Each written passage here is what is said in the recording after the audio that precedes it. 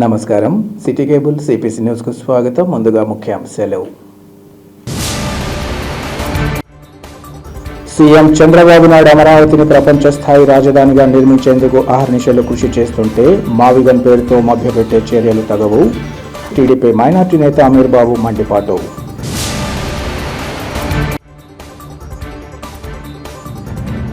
విద్యార్థులు క్రమశిక్షణతో మెలుగుతూ నిర్దేశించుకున్న లక్ష్యాలను చేరుకోవాలి. R K Valley IIIT director Kumaraswamy Gupta, A O రవికుమార్ల పిలుపు.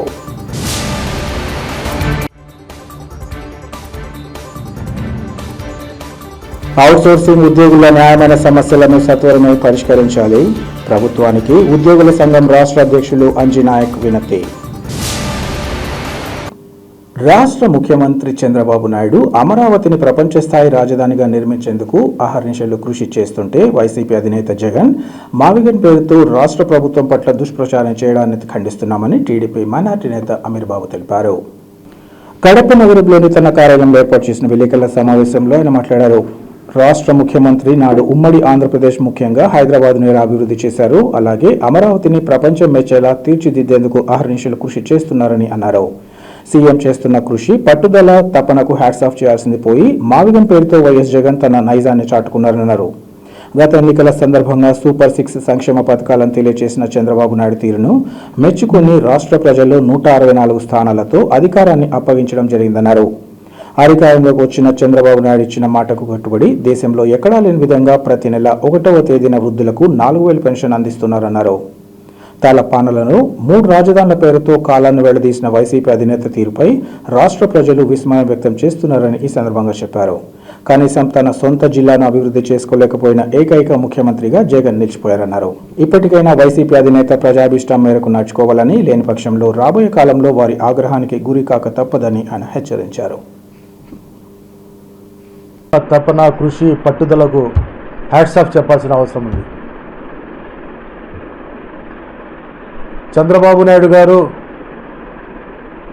ప్రతిపక్షంలో ఉన్నప్పుడు సూపర్ 6 పథకాలు మాకు అవకాశం ఇవ్వండి, మాకు అధికారం వస్తే మేము సంక్షేమ పథకాలు సూపర్ 6 అనే నినాదంతో ప్రజల ముందుకు వస్తే దాన్ని ప్రజలు సూపర్ హిట్ చేసి 164 స్థానాలు అప్పచెప్పడం జరిగింది. దాంట్లో భాగంగానే 2,000 రూపాయలు పింఛన్ ఉన్న దాన్ని ఆ రోజు ప్రతిపక్షంలో ఉన్నప్పుడు జగన్మోహన్ రెడ్డి గారు నాకు అవకాశం కల్పించండి, 3,000 రూపాయలు పింఛన్ ఇస్తా అని చెప్పి ప్రజలు నమ్మబలికి, ఆ తర్వాత లేదు నేను ఒకటేసారి చెప్పలేదు, అంచెలంచెలుగా సంవత్సరానికి 250 రూపాయలు పెంచుకుంటూ పోతున్నాను అని చెప్పి ప్రజలను ఆయన మోసం చేసింది మనం ఒకసారి గుర్తు చేసుకోవాల్సిన అవసరం ఎంతైనా ఉంది. చంద్రబాబు నాయుడు గారు చెప్పిన మాట ప్రకారం 4,000 రూపాయలు వృద్ధులకు టెన్షన్గా 1వ తేదీ, ఒకవేళ 1వ తేదీ ఆదివారం కానీ పండుగలు ఏవైనా గవర్నమెంట్ హాలిడేస్ 1వ తేదీన వస్తే ఒకరోజు ముందే ప్రజల ఇంటికాడికి పోయి, ముంగిట కాడికి పోయి మా నాయకులు, కార్యకర్తలు ఇంటింటికి వెళ్ళి పింఛను వాళ్లకు అందిస్తూ ఉంటే వాళ్ళ యొక్క ముఖాల్లో ఆనందము, అలాగే చంద్రబాబు నాయుడు గారికి ఆశీర్వాదాలు కూడా వాళ్ళు పలుకుతున్నారు. అమరావతి రాజధానిని ఒక ప్రతిష్టాత్మకంగా తీసుకొని ప్రపంచ స్థాయిలోనే గుర్తింపు వచ్చే విధంగా దాన్ని అభివృద్ధి చేయాలని చెప్పి చంద్రబాబు నాయుడు గారు రాత్రనక, పగలనక, ఎండనక, వాననక ఆయన చేస్తున్న కృషిని అభినందించాల్సిందన పోయి జగన్మోహన్ రెడ్డి గారు ఇప్పుడు కొత్త నినాదంతో మావిగన్, పాత నినాదం 3 రాజధానులు 3 ముక్కలాట, అది ఆయన నైజం ఏమో ఎవరికి అర్థం కాని పరిస్థితి ఉంది. ప్రజలే విస్మయం చెందుతున్నారు జగన్మోహన్ రెడ్డి యొక్క మాటలను చూస్తూ ఉంటే. గతంలో 3 రాజధానుల పేరిట పుణ్యకాలం అంతా 5 సంవత్సరాలు కాలము గడిపేసినాడు. సాక్షాత్తు ఆయన సొంత జిల్లా కడప జిల్లాకే ఏమాత్రం కూడా అభివృద్ధి చేయలేని దుస్థితి ఉన్న ముఖ్యమంత్రి ఎవరన్నా ఉన్నారంటే చరిత్రలో జగన్మోహన్ రెడ్డి గారే మిగిలిపోతారు. ఎంతో ఆశలు పెట్టుకున్నారు కడప జిల్లాలో.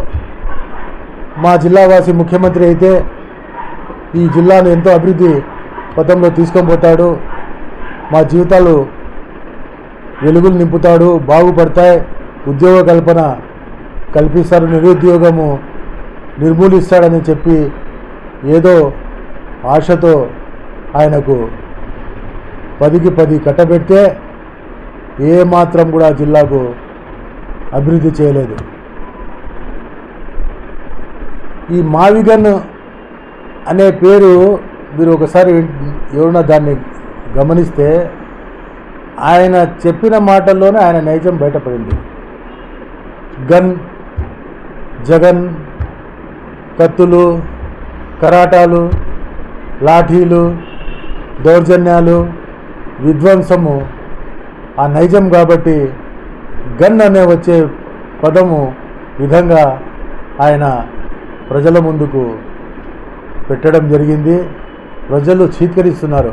అదే చూడండి, మా ముఖ్యమంత్రి వర్యులు నారా చంద్రబాబు నాయుడు గారు ఆయన యొక్క విజన్ అమరావతి ప్రపంచ స్థాయిలో గుర్తింపు వచ్చే రాజధానిగా ఉండాలా, అక్కడ విద్యాలయాలు అలాగే పారిశ్రామికవేత్తలను ఆయన యొక్క నైజం వచ్చేసి ఉద్యోగ కల్పన చేయాలా, పారిశ్రామికవేత్తలను ఏ విధంగా ఆకర్షించాలా, ఈ రాజధాని అమరావతిని ఒక ప్రపంచ స్థాయిలోనే ఒక టూరిస్టు హబ్గా తీర్చిదిద్దాలా అని చెప్పి ఆయన కృషి చేస్తూ ఉంటే దాన్ని ప్రశంసించాల్సిందే పోయి మావిగన్, మా జగన్ ఏదేందో ఆయన మాటలు మాట్లాడుతూ ఉంటే ఒక పిచ్చితుగులకు వ్యవహారం మాదిరిగా ఇది కనపడుతుంది. చంద్రబాబు నాయుడు గారు క్వాంటమ్ వ్యాలీ అని చెప్పి ఇంకా ఏదైనా ఉక్కు ఫ్యాక్టరీలు అని చెప్పి మెడికల్ కాలేజీలు తీసుకురావాలని చెప్పి పరిశ్రమలు తీసుకురావాలని చెప్పి ఆయన ఒకవైపు పరిగెడతా ఉంటే ఈయన వచ్చేసి దాన్ని భయభ్రాంతులు చేసే విధంగా మావిగన్ను ఇవన్నీ కూడా ఇప్పటికైనా మానుకోండి జగన్మోహన్ రెడ్డి గారు. ఇప్పటికైనా వాక్ స్వాతంత్రము, పత్రికా స్వాతంత్రము హరించే విధంగా మీరు ఎప్పుడు కూడా ఇటువంటి నిర్ణయాలు తీసుకోండి. లేకుంటే ప్రజలే రాబోయే రోజుల్లో మీకు ఇప్పుడే మీకు గుణపాఠం నేర్పినారు, ఇంకా మీరు కనుమరుగు అయిపోయే విధంగా రాబోయే రోజుల్లో ప్రజల తీర్పు ఉంటుందని కూడా ఈ సందర్భంగా తెలియజేసుకుంటున్నాను.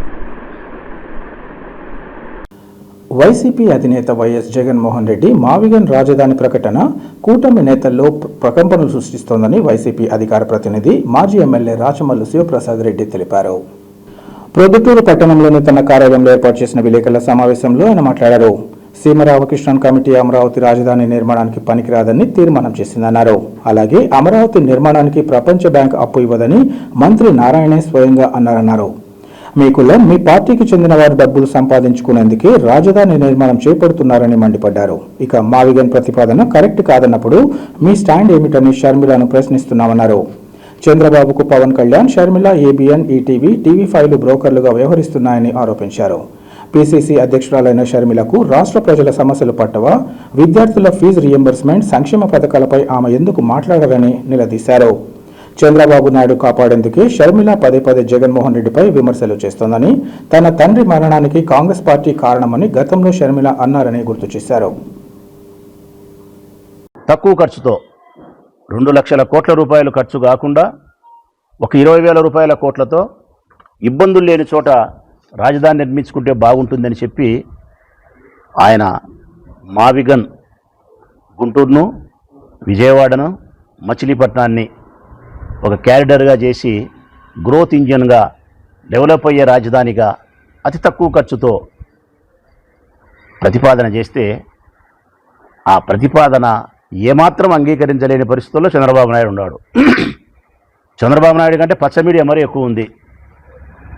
ఇంకా బూత్ కిట్టు ఎక్కువ ఉన్నాడు అందరికంటే ఎక్కువగా ఏబిఎన్. ఇప్పుడు లేటెస్ట్గా నిన్న షర్మిలమ్మ వచ్చింది. మళ్ళా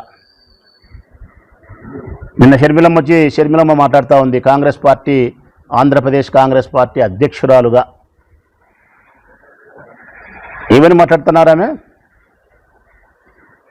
మావిగాన్ ప్రతిపాదన వలన జగన్మోహన్ రెడ్డి గారు జోకర్ అయినారు అంటది. నేను అడుగుతా ఉన్నా షర్మిలమ్మను కానీ ఇతర మావిగన్ ప్రతిపాదనను తిరస్కరిస్తూ అమరావతిలోనే రాజధాని నిర్మించాలని ఆకాంక్షించే వ్యక్తులు ఎవరైతే ఉండారో ఆ రాజకీయ పార్టీల వారు కానీ లేకుంటే పచ్చ మీడియాను కానీ అడుగుతా ఉన్నా, నా సూటిగా అడిగే నా ప్రశ్నలకు సమాధానం చెప్పాలా. కాంగ్రెస్ పార్టీ అధ్యక్షురాలైనా సరే, పచ్చ మీడియా అయినా సరే, తెలుగుదేశం పార్టీ అయినా సరే. ఆ తర్వాత నేను చెప్తా, జగను మావిగన్ ప్రతిపాదనతో జోకరా లేకుంటే మెంటరా? ఆయన నా దృష్టిలో జోకర్ కాదు, మెంటర్.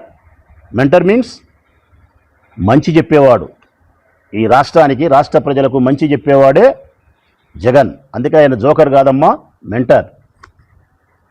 ఇక మీ గురించి నేను అడుగుతా ఉన్నా, శివరామకృష్ణన్ కమిటీ అమరావతి రాజధానిగా నిర్మించడానికి ఏమాత్రం యోగ్యత లేదు అని కమిటీ తీర్మానం సిఫారసు చేసిన తర్వాత ఇక్కడ భూకంపాలు ఎక్కువ వచ్చేదానికి ఆస్కారం ఉంది, వరదల బీభత్సం ఎక్కువ వచ్చేదానికి ఆస్కారం ఉంది, ఎగువ ప్రాంతంలో వర్షాలు కురిసిన ప్రతిసారి ఇది తడిసి ముద్దవుతుంది.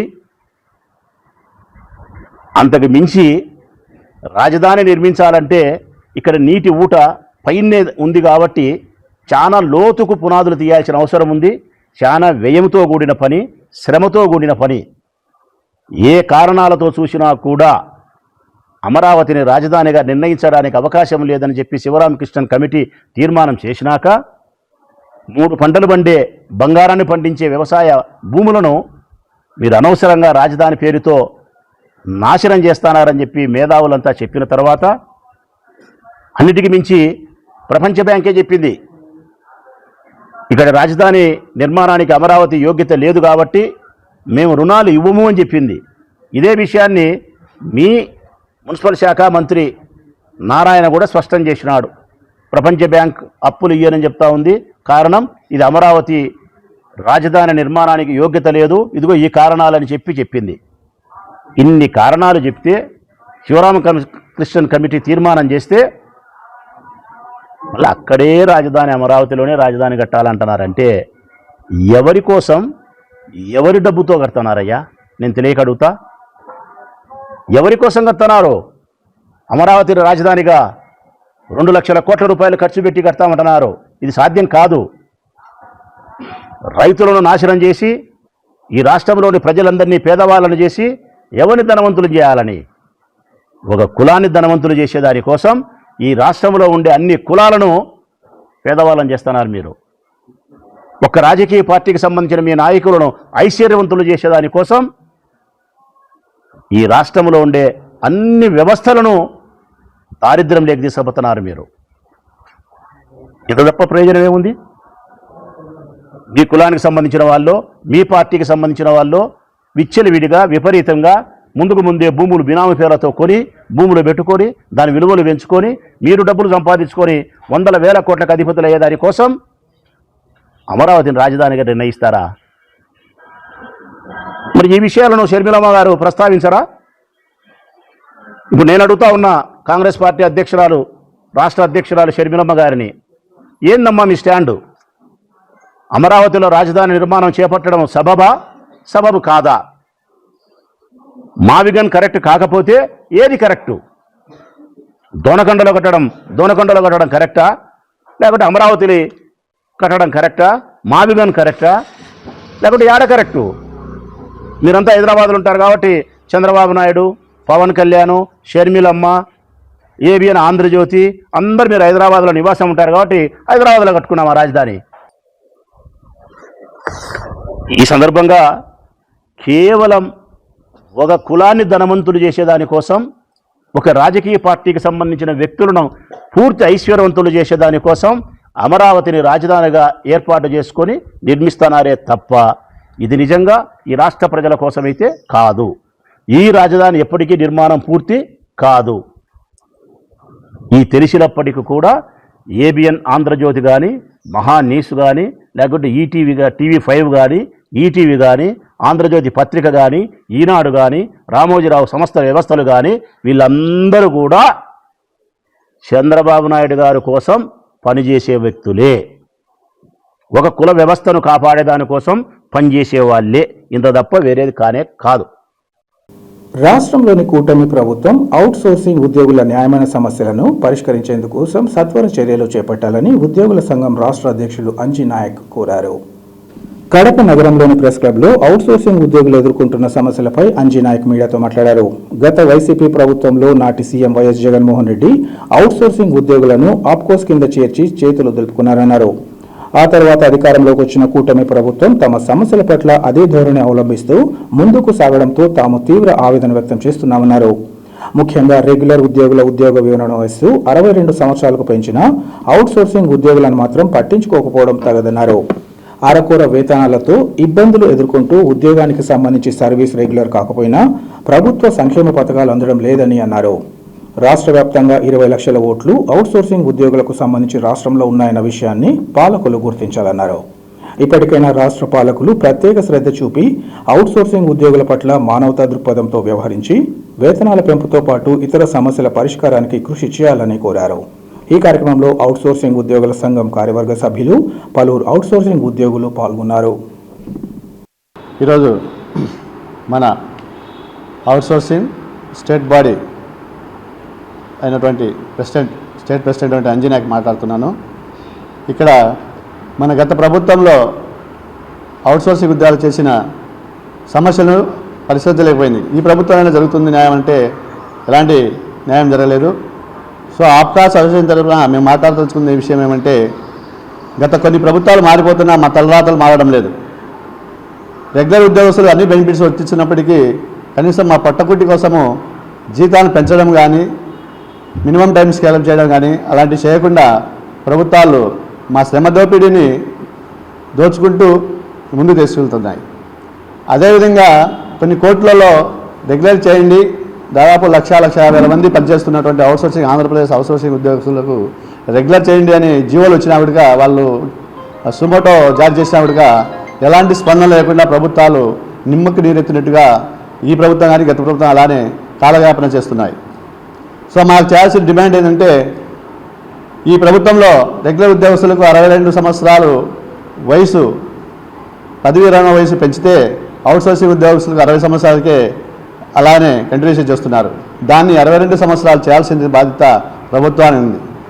మాకు ఎలాంటి అమ్మఒడి కానీ లేదా ఫీజు రీయింబర్స్మెంట్ కానీ ప్రభుత్వానికి నుంచి రావాల్సిన స్కీములు ఎలాంటి స్కీములు కానీ మాకు అందడం లేదంటే అర్థం ఏమని, వీళ్ళు ధనికులు, బాగా ఉన్నవాళ్ళు, బాగా సంపాదకులు అనేసి ఇవ్వడం లేదా, లేకుంటే వీళ్ళను ఇలానే కంటిన్యూ చేస్తే ఉద్యోగాలు చేస్తే చేయండి లేకపోతే వెళ్ళిపోండి అనే విధంగా వివరిస్తున్నారా అనేది పేరుకే ఉద్యోగస్తులు. స్కీముల గారికి వచ్చేళ్ళకి నువ్వు ఎంప్లాయ్, అలాంటి ఎంప్లాయీగా స్కీముల దగ్గరికి ఎంప్లాయీ గుర్తున్నా కానీ అతను చేసే వృత్తిని గుర్తించి న్యాయం చేయడం లేదు. గత ప్రభుత్వం సమాన పనికి సమాన వేతనం అన్నా ఇప్పటికీ ఆ సమాన పనికి సమాన వేతనం అనేది అమలు కాలేదు. ఏదో అరకొర అనేసి ఏజెన్సీని పెట్టి తీసేసి జగన్మోహన్ రెడ్డి గారు ఒక తాటి మాదిరిగా, ఒక చెట్టును ఒక వృక్షం మాదిరిగా అన్ని పనులు ఒక వృక్షానికి ఉన్నట్టుగా ఒక తాటికి తీసుకొచ్చి ఆప్కాస్ చేశారు. దాని తర్వాత దాన్ని అలాగనే వదిలేశారన్నమాట. ఈ ప్రభుత్వం చంద్రబాబు గారు ఏమన్నారంటే, ఎన్నికల హామీ ముందు ఖచ్చితంగా మీకు 62 సంవత్సరాలు చేస్తామని హామీ ఇచ్చారు అవుట్సోర్సింగ్ వాళ్ళకు. ఎందుకు చేయలేదనేది మేము ప్రశ్నిస్తున్నాం. ఆ ప్రశ్నకు ప్రభుత్వం స్పందించి మాకు న్యాయం చేయాల్సిందిగా మన నారా లోకేష్ కానీ, కమిటీ అయినటువంటి మినిస్టర్ పైవల కేసులు కానీ, నారాయణ కానీ ఇలాంటి గొప్ప వ్యక్తులు కమిటీ పెట్టుకొని చేస్తున్నారే కానీ ఆ కమిటీ ఏం జరుగుతున్నదో ఆ రహస్యంగా బయటికి రావట్లేదు. సో కాలం గడిపే కొంత ఇప్పటికే సంవత్సరానికి 10 నుంచి 20 మంది సర్వీస్ 40 సంవత్సరాలు సర్వీస్ చేసుకొని 10,000 చేస్తున్నారు. వాళ్ళు ఎలాంటి బెనిఫిట్స్ లేకుండా ఇళ్ళకి వెళ్తుంటే వాళ్ళ ఇళ్ళ పరిస్థితులు ఆలోచిస్తే చాలా దయానీయంగా, చాలా బాధాకరంగా, వర్ణాతీతంగా ఉన్నాయి.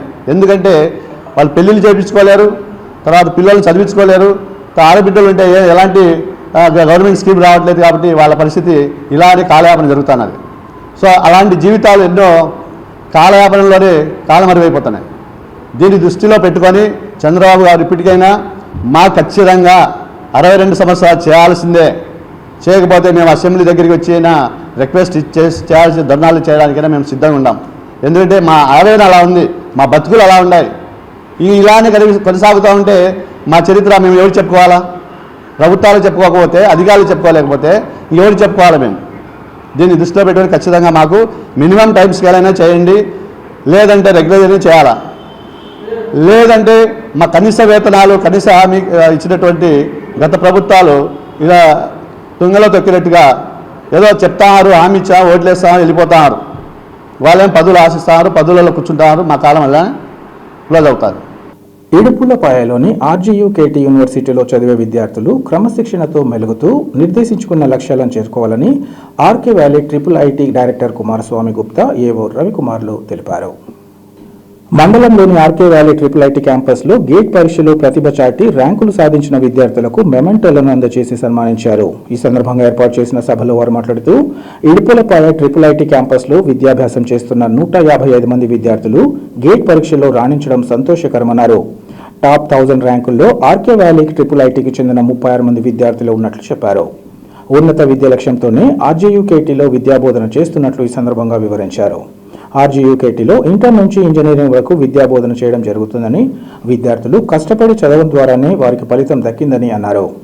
వచ్చే ఏడాదిలో ఎక్కువ సంఖ్యలో విద్యార్థులు గేట్లో మరిన్ని మంచి ర్యాంకులు సాధించేందుకు శిక్షణ ఇవ్వడం జరుగుతుందని అన్నారు.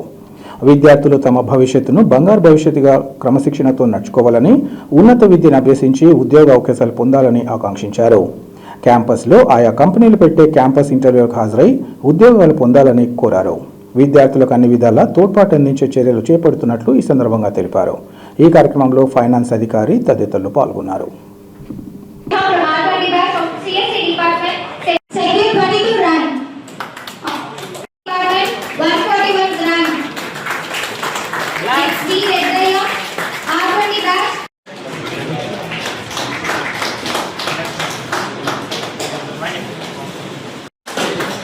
And the next one, Pashupati Madhavan from R20 batch. Next, Pitimala Pranati from R20 batch. Obviously, department secure 369. Fastiva secure all India rank 84. Next one, G Jyoti. Class.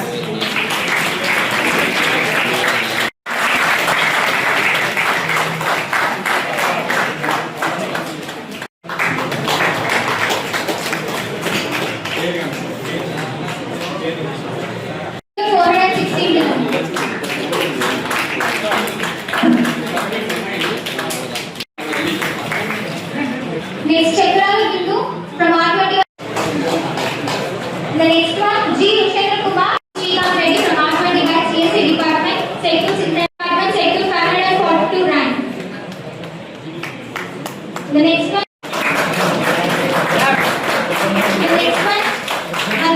secure 632 rank of CSE department.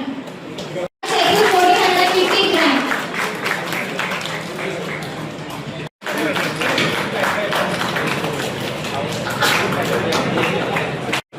Next one,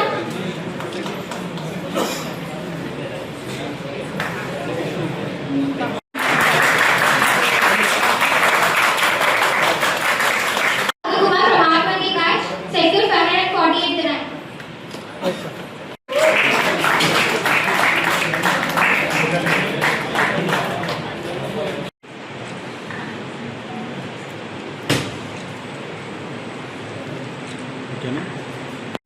I can say that it is a standard for the immediate degrees.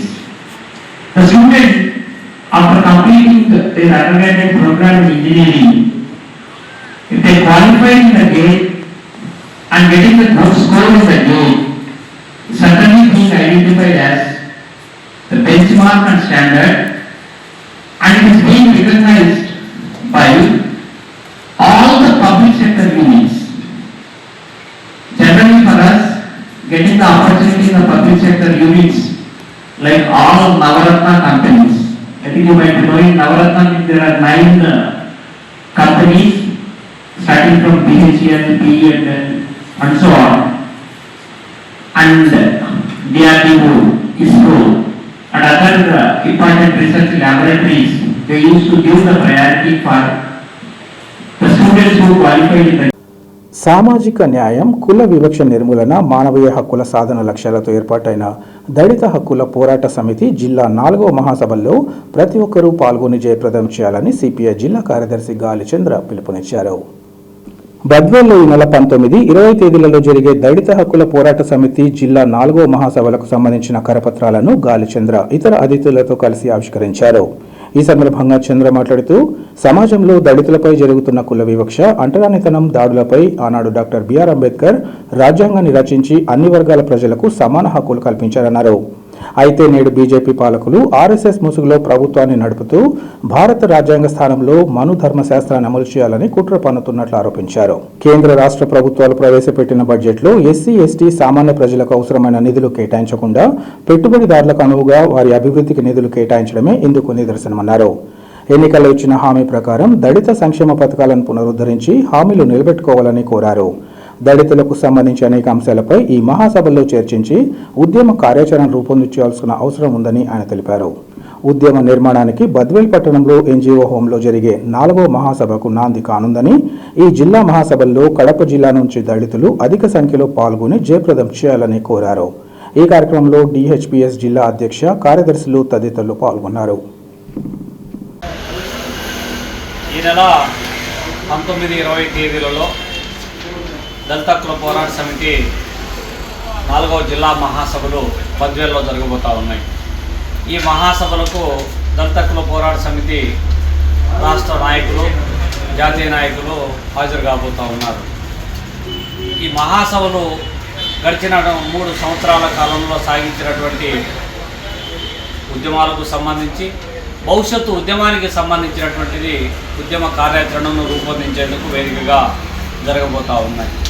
ప్రధానంగా కేంద్రంలో 3వసారి అధికారంలోకి వచ్చినటువంటి మోడీ ప్రభుత్వము ఒక పక్కా ప్రణాళికతో ఇవాళ ఒక వర్గాన్ని టార్గెట్ చేసి పరిపాలనను ముమ్మరం చేసింది. అందులో భాగంగా భారత రాజ్యాంగ స్ఫూర్తికి విరుద్ధంగా ఇవాళ దళితులను, మైనారిటీలను టార్గెట్ చేసి ఊచకోత పోయడానికి ప్రయత్నం సాగిస్తూ ఉంది. అందులో నుండే అంతకుముందు భారత రాజ్యాంగం పైన, భారత రాజ్యాంగ నిర్మాత డాక్టర్ బిఆర్ అంబేద్కర్ పైన అవాకులు చవాకులు పేరినటువంటి కేంద్ర హోంశాఖ మంత్రి అమిత్ షా, అది మరొక ముందే ఇవాళ రాజ్యాంగబద్ధమైనటువంటి సుప్రీంకోర్టు ప్రధాన న్యాయమూర్తి జస్టిస్ బిఆర్ గవాయ్ పైన చెప్పుతో దాడి చేయడం అనేటువంటి ఘటన, ఇవన్నీ కూడా ఒక ఎత్తు అయితే, ఇవి పూర్తి కాకముందే ఇవాళ మళ్ళా దళిత క్రైస్తవులకు ఎస్సీ రిజర్వేషన్ వర్తించకూడదు అనేటువంటి ఆదేశాలు ఏదైతే సుప్రీంకోర్టు, దాన్ని ఇవాళ ప్రభుత్వము అత్యుత్సాహంతో అమలు చేయాలనేటువంటి ప్రయత్నం సాగిస్తూ ఉంది. దళిత క్రైస్తవులకు ఎస్సీ హోదా రిజర్వేషన్ వర్తించదు, కానీ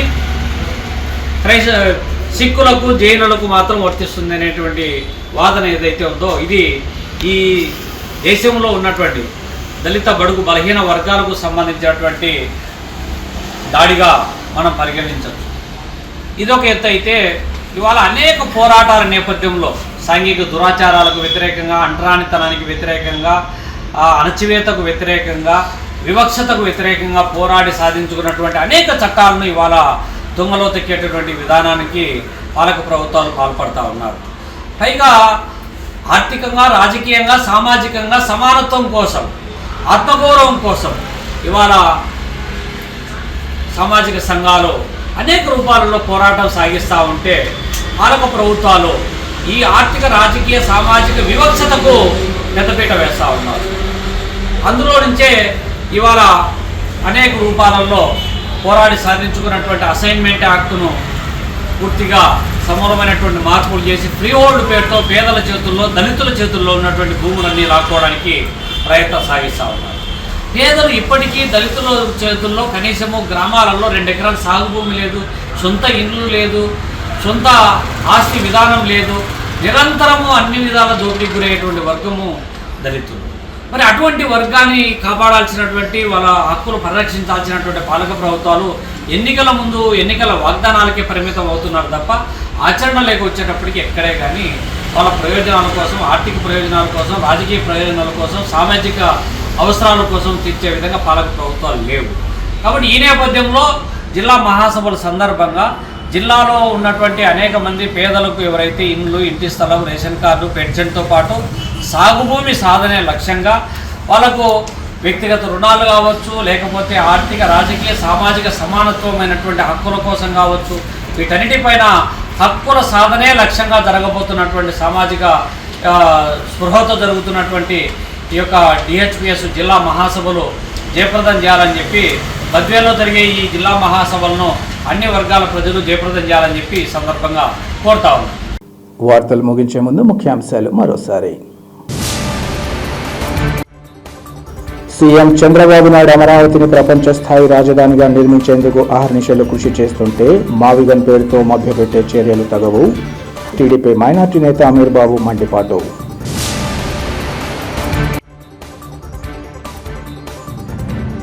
విద్యార్థులు క్రమశిక్షణతో మెలుగుతూ నిర్దేశించుకున్న లక్ష్యాలను చేరుకోవాలి. R K Valley IIIT director Kumaraswamy Gupta, A O రవికుమార్ల పిలుపు.